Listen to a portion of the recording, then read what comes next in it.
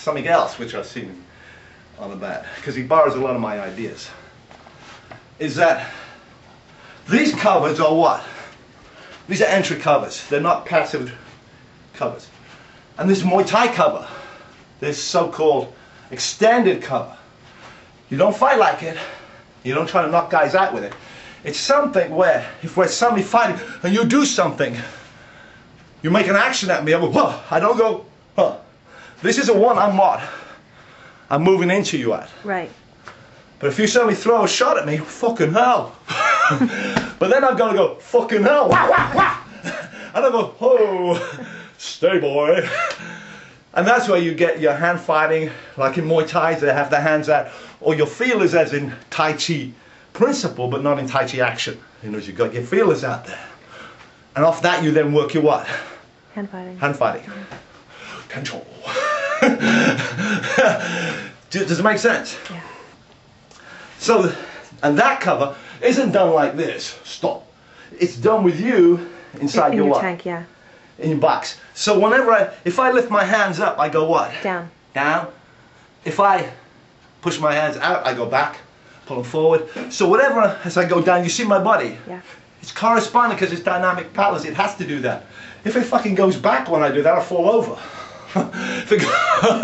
So I have to understand, I need to dynamically balance my body. And that's why you'll what? Lift your hands, you'll drop much quicker, especially for my MMA guys. And if I do that, you'll see me drop. And now I can what? I can come out. And don't worry, you should be able to what? Kick this bag at this distance. Not with your foot, but what? With your shin. You should be able to put your fucking hand on his head and what? Kick him in the head. Let me just have a quick look. So your bag work in general was really good. Like I said, you kind of set a rhythm I can follow. And you're hitting always from the same position. And you tend, like you've taken that one to heart, that's an entry on that side, which is great. But you also have to learn to enter that side on what? Low or high. So I can enter this way, Tyson kind of enter. Or I can enter like jabbing in there and what? Finding out to either shoot or what? Come on, you fucker. Come on to this left hook. So I can work off this side, or what? Ali like high, or what? Tyson. or Marciano low. In other words, left of that line, right of that line, above that line, or below that line. Moving around it, moving away from it, moving what? In. Towards it. And don't fix your feet. Whack! I can what? Whack! I can move them. Whack, whack, whack, whack! I move them around as my head what? Has to move because it's a target, and has to move because it's looking for another fucking target. The animal went their way, that will go get it. So I have to move my head to get my body to follow it. Just trying to keep the camera on you, Steve. Okay. Had a quiet night. Angle's good. Bag 3 good. Bag 4. That's good. Mooks, yeah. More movement. That's what I got on that one. That's 1.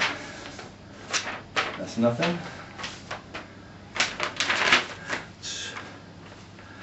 Okay. 3. Mitts. I think I got that. Mitts, you got to make more. The mitts are 2 types. Power mitt, where you whack, whack, whack. You're working what? A power line. Do it a couple of times. Do a right cross. Do a left body. Do an uppercut. Do an elbow. Do a knee. Do whatever it is. And do it so that you do a wah, wah, wah. Wah, wah, wah. So you train that power line 3 times, say. Just so you get this wah, wah, wah. So it's no good doing a move if you can't repeat a move. It's no good doing power if you can't repeat power. Then you have to give it a tactical application. So the guy, the pad man, mustn't be saying left hook, right cross, da-da. He should be going whack, whack. Steve. Oh, sorry. He should be, sorry. He should be not calling out numbers to you or shots. He should be acting as an opponent would. If it was MMA, he'd be shooting you. If it was Muay Thai, he'd be kicking you in the head. So you have a mini fight going on. And the pad doesn't always have to be in the position for you to what? Attack it. Yeah. If the pad isn't there, kick him in the fucking leg. You don't have to break his leg, but don't work so tight on that. Oh, it's okay. He's all right. I'm watching. Open it up. Yeah, just hit what the fucking you like. That's what I got done. Shadow His work. partner's gonna love this. Shadow work. Yeah. Oh. Yeah, working the dynamics and the tactics out. Working the dynamics of a body part. And you could explore the way the body moves. It basically bends and extends, flexes, and twists. So you're folding and unfolding and twisting the body.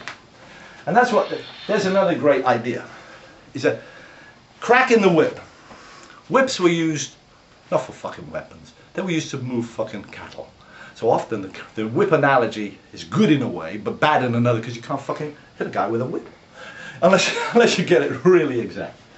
But one way I found, I can wind up this whip. But that's usually too long for me to wind it up. I can gather the energy and release it. One quick way is just to crack it. You've already got the folds in it. You don't have to put the fucking folds in there to crack the whip. All you've got to find now is a way of what? Withdrawing the whip to crack it, to extend the limb. So if I'm walking forward and back, I go heel and toe. And if I'm going back, I go toe and heel. So if I simply what? For that moment, walk back, then I crack the whip. In the same way as if I suddenly, if I move forward, I suddenly put the brakes on. Yeah. And everything in the fucking... That's what you were talking about in that thing that Bryson Keenan didn't get, that did he? He didn't get it. Yeah. So it's the braking action. If I strengthen the brakes, the antagonist muscle, is it? Then I can actually, I strengthen the pull power. I stretch. It loads the muscle much quicker. But equally, if I use the brakes properly, I can actually what? I can release the shot. I can load it and what? Pull on this other side. But also I can break the shot. I can stop the car. I drive the car statically. Watch out. I drive the car statically, or I drive it as it was. Then I crash it. Yeah. So you get the hit.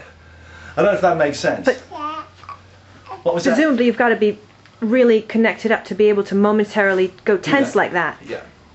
Because it's You just have a to be momentary interconnected. kind of It's like, session almost. you have to connect the bow or the whip. Yeah. Whatever. And that's the thing, is that the bow is not an English bow. It's a reflex bow, which has got you're bending against the curve. Yeah. I'm bending against this curve when I move this. Okay. Nearly done. Okay. Shadow work, blah blah blah. Mitts.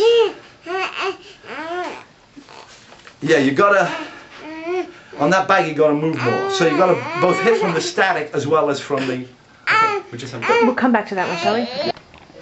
Okay. Is it working? I'll Okay. just go ahead. Okay.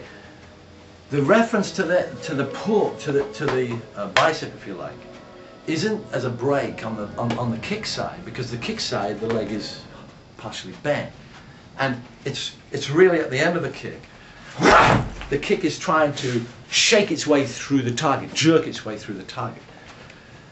The angle which you're talking about, does it straight? That angle is just so that I can either penetrate the muscle to the bone, or collapse the leg. Better if I do what? Both. Both. So this pull, this is like if I was clawing the ground. It puts my leg what? It winds the leg up as I'm going forward. What? So I've pulled it back as I'm going in. The brake effect comes off. The other, in other words, the brake doesn't break it. The brake is used to increase the follow through, not decrease it. So I'm actually, the limb is now sent away. My body suddenly